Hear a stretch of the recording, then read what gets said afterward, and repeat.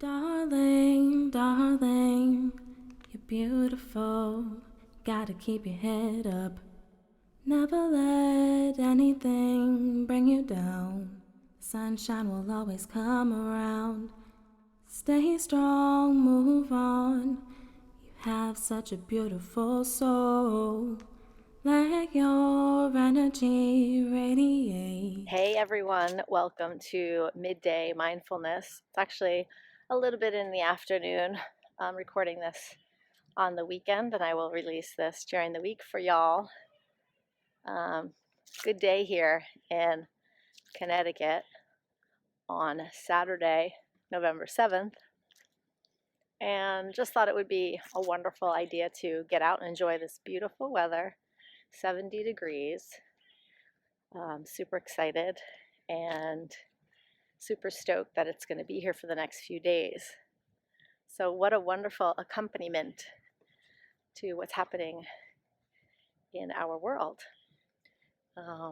So sun is still shining and we're all still here together. So I'm encouraging you to get out and enjoy as much warm weather as you can, and even in the winter months, to just step outside for a few minutes and just mindfully walk and enjoy nature and all the beauty that Mother Earth has given us. Speaking of beauties, one of my favorite trees on my block. And yeah, just settle into whatever breath feels right for you. For me, I probably sound like I'm out of breath because I've already walked 30 minutes or so. But just wanted to wind down the last 15 with you.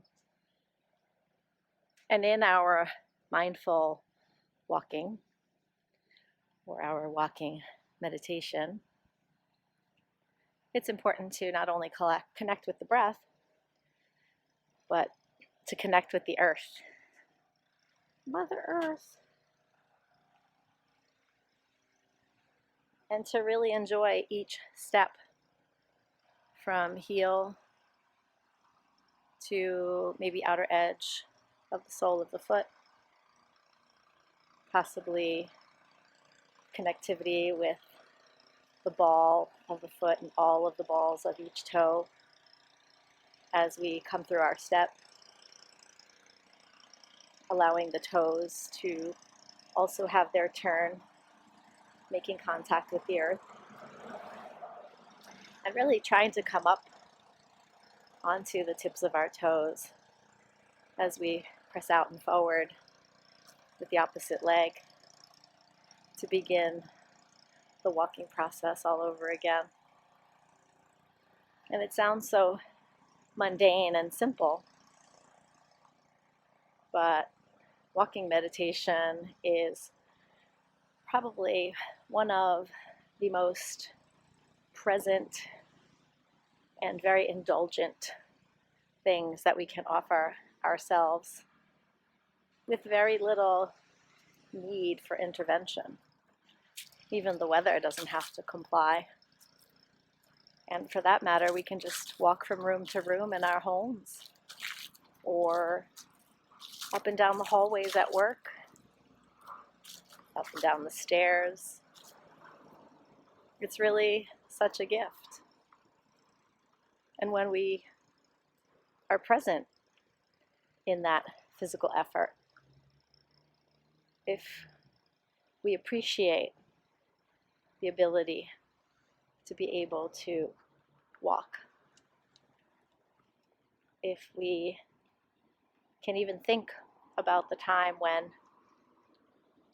we weren't able to walk, not that we remember, but movement was such a crucial part of our development. And even times when our bodies feel heavy, and perhaps the effort to rise isn't as light as it is on certain days for various reasons, we still can find movement and we can find presence. And we can also be alert to our surroundings, allowing all the five senses and the sixth one to really kick in and just observe without judgment, without expectation. Maybe just smelling the air. If it is in our home, maybe it's a familiar smell. If we're outside, near our homes, could also be a familiar smell. Sometimes just the smell of someone's fireplace burning, or a Saturday night or Sunday dinner cooking with the windows open. It's a fantastic way of connecting to your space, to connecting to this bigger space we call outside.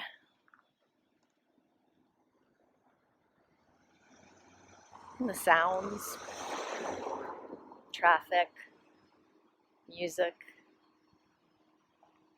nature, all the animals talking, depending on when you poke your head outside, the different little creatures on the planet making their different unique noises. And then, of course, the human beings on this planet and the noises that we've grown accustomed to, or maybe even are surprised by. Just acknowledging, just noticing it. Celebration. Love that sound. And then sensing the skin, how the air feels on the skin. Today, for me, in my practice, this morning at yoga, as well as my walk here in my neighborhood, the air has felt very light. My skin feels clean. I don't know, maybe noticing some tingles, some warmth, and also coolness, right? There's still a little coolness in the air, also a breeze and fluidity that comes from movement. So even if you are just sitting in your chair or lying in your bed, it's kind of nice to just move the ankles, move the balls of the feet, flexing and pointing, our toes, maybe bending our knees, maybe just moving the thigh up and down, feeling those hip flexors working. Definitely feeling the breath coming in and out of the body, how the chest feels open to possibly the air. Even the shoulders have a movement to them as we breathe. Just a simple breath. And we can exaggerate that by lifting our shoulders on the inhale and letting them drop super slow, really intentional and mindful on the exhale. Maybe next time on the inhale, raising them up or raising our arms up over our heads and allowing the arms to come back down. And maybe on the exhale, really drawing the blades towards each other, exaggerating that openness in the chest. And perhaps just waving the arms around like fans. Maybe a spin in the middle of your block. Or maybe just vigorously cheering and waving in your seat today. Or maybe allowing the hands to come into prayer. And just having this connection to the appendages that bring not only love from the left side, from the heart space, from the kitchen of our body, of our soul, bringing in love and releasing love, but You can also get that right arm going. And I don't know if I've talked about Katona in my meditations, but I know in my yoga I have. And that's the arm that kind of gets things done, signs the checks, fills out the ballots, helps you lick the envelope, and all that other good stuff. Powerful thing that helps us get things done, that right arm. So go ahead, move it around, wave it out there, and again, just enjoy the sensation of the air on your body, the muscles moving. Same thing with the feet. You got that left side, that left foot. It's kind of that space. They call the left side the laundry room. It's where you take that same step over and over and over again, and also allows us to clear out and clean up. And then we got that right leg, that right foot. That's where we step out into the world. That's our go get it foot. That's the one we launch off of, taking us to our next location, maybe arriving at that destination, and also capable of switching directions. Even if sometimes the direction is backwards. That's okay too. It's okay to look at ourselves from the front, from the future, and the back, and where you've been. And here is one of the reasons I call this home. Perhaps you have a sacred place that you call home, a place that you go to, and when you get there, you feel everything is just right with the world. And even if it isn't, it gives you the foundation, the stability to keep moving. And that's why I love the water so much, because it moves and flows, sort of like the lower belly and belly of the body. It's where we find our fluidity, our liquidity, our ability to be flexible and splish and splash and slosh, keeping ourselves open and moving.